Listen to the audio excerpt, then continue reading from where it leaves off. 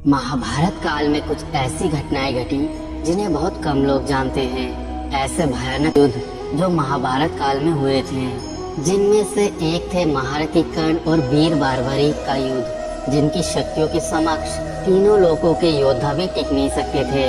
महारथी कर्ण के कवच कुंडलों के मात्र चमक से देवता और दैत्यों के भयानक अस्त्र भी अपना मार्ग बदल लेते थे। और दूसरी तरफ बार्बरीक, जिन्हें तीन बाण धारी भी कहते हैं, जो मात्र अपने तीन बाण से पूरे महाभारत के युद्ध को समाप्त कर सकते थे, जिन्होंने अपने पितामह बलवान भीम को भी परास्त कर दिया था। इनको ही कलयुग में लोग बाबा खाटू श्याम जी के नाम से पूजते हैं। तो आखिर ऐसा क्या हुआ था जिसके कारण बार्बरीक और महारथी कर्ण के बीच युद्ध हुआ था? चलिए जानते हैं आज के वृतांत में। दोस्तों, ये बात उस समय की है जब पांडव अपने अज्ञातवास को छुपकर काट रहे थे। तब भगवान श्री कृष्ण जी के साथ अर्जुन घटोत्कच के पास उनके वहाँ होने वाले महाभारत युद्ध का प्रस्ताव लेकर जा रहे थे। तब उन्होंने देखा कि उनके पीछे कौरवों के गुप्तचर लगा हुआ है। वह गुप्तचर कौरवों के वहाँ संदेश लेकर जाता है और उसके पश्चात दुर्योधन पांडवों के अज्ञातवास को भंग करने के लिए घटोत्कच के गुफा की तरफ चल पड़ते हैं। दुर्योधन अपने साथ महारथी कर्ण को भी ले जाते हैं और अपने सैनिकों के साथ गुफा की चारों तरफ घेराबंदी कर देते हैं। लेकिन भगवान श्री कृष्ण जी पहले से ही ये बात समझ जाते हैं और वह अर्जुन को पूरी बात बताते हैं।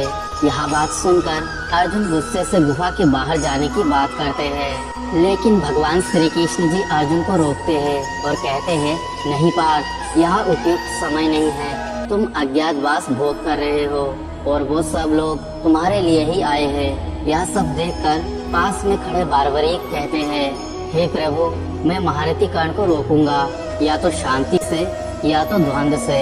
इस पर भगवान श्री कृष्ण जी कहते हैं कि आपको पता है महारथी कर्ण कितने ज्यादा शक्तिशाली है, उन्हें रोकना इतना भी आसान कार्य नहीं है। इस पर बार्बरीक कहते हैं, हे गोविंद, आपको शायद मेरे शक्ति का अंदाजा नहीं है। यह कहकर बार्बरीक प्रणाम करके गुफा के बाहर आ जाते हैं और दुर्योधन और कर्ण को प्रणाम करके बोलते हैं, बताइए कैसे आना हुआ ताक्षरी? यह सुनकर दुर्योधन कहते हैं, बालक, हमें तुम्हारे गुफा के अंदर जाना है और हमें किसी की तलाश है। इस पर बार्बरीक कहते हैं, मुझे क्षमा कीजिए, इस समय आप भीतर नहीं जा सकते। तभी दुर्योधन क्रोध में कहते हैं, अपने मृत्यु को गले मत लगाओ बालक। फिर बार्बरीक मुस्कुराते हुए कहते हैं, आप दोनों महाशक्तिशाली योद्धा हो, आप प्रयास करके देख सकते हो। इतने में ही दुर्योधन सैनिकों से कहते हैं, इसे यहाँ से हटाओ। तभी सैनिक आगे बढ़ते हैं, लेकिन बार्बरीक में इतनी शक्ति होती है, वो सिर्फ धरती पर जोर से पैर मारकर ही साधारण सैनिकों को गिरा देते हैं। यह देखकर दुर्योधन भयभीत होकर कर्ण से कहते हैं, मित्र, यह साधारण बालक नहीं है, इसे तुम्हारे जैसे योद्धा ही परास्त कर सकते हैं। फिर महारथी कर्ण कहते हैं, बालक, हमारे मार्ग से हट जाओ, अन्यथा तुम्हें मेरा सामना करना होगा। तभी बार्बरीक कहते हैं, आप भी प्रयास कर लीजिए।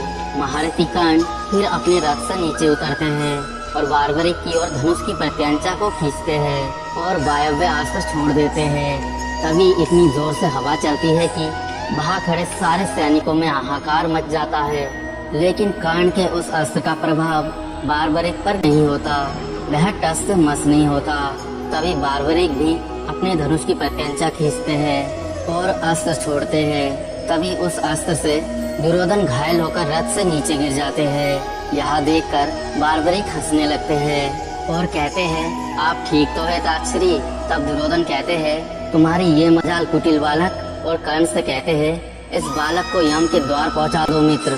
तभी महारथी कर्ण अपने अस्त्रों को बार्बरीक पर छोड़ते हैं, लेकिन बार्बरीक इससे बच जाते हैं। उसके बाद बार्बरीक कर्ण पर अपना आग्नेयास्त्र चला देते हैं, लेकिन कर्ण भी बारुणास्त्र से उस अस्त्र को नष्ट कर देते हैं। ऐसे ही दोनों में घमासान युद्ध चलता रहता है। दोनों ही वीर एक दूसरे पर भयानक दिव्यास्त्रों का प्रयोग करते हैं। उसी बीच बार्बरीक दुर्योधन पर अपना घातक अस्त्र चला देते हैं, लेकिन कर्ण अपने दिव्यास्त्रों से उस अस्त्र को नष्ट कर देते हैं। तभी बार्बरीक कहते हैं, हे अंगराज, अब ये बाण संभालो, इस बाण को कोई भी योद्धा अपने अस्त्रों से नहीं रोक सकता। तभी बार्बरीक दुर्योधन की तरफ अपना दिव्य आमोक बाण छोड़ देते हैं, लेकिन महारथी कर्ण उस अस्त्र को अपने अस्त्रों द्वारा रोकने का प्रयास करते हैं। लेकिन उसे रोक नहीं पाते और वह अस्त्र दुर्योधन की ओर बढ़ने लगता है। यह देखकर महारथी कर्ण स्वयं दुर्योधन के सामने आकर खड़े हो जाते हैं। फिर जब वह दिव्य अमोघ अस्त्र कर्ण से टकराने वाला होता है, तभी उनका दिव्य कवच प्रकट हो जाता है और उस कवच से टकराकर वह बाण नष्ट हो जाता है। यह देखकर बार्बरीक को आश्चर्य होता है और मन ही मन सोचते हैं यह कैसे संभव हो सकता है। इस दिव्यास्त्र को तो केवल इंद्र का वज्र ही रोक सकता था। तभी दुर्योधन कहते हैं यह अमृत से निर्मित दिव्य कवच है, इसे तीनों लोकों में कोई भी योद्धा तोड़ नहीं सकता।